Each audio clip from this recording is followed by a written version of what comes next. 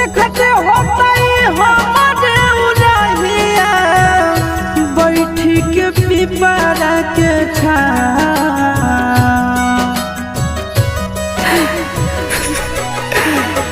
देखते होता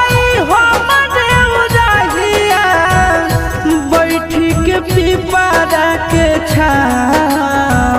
रुक रुक रुक अरे टरेनिया रुक रुक रुक रे टरेनिया ले ले चल जनुआ के गाँव रुक रुक रुक रे टरेनिया।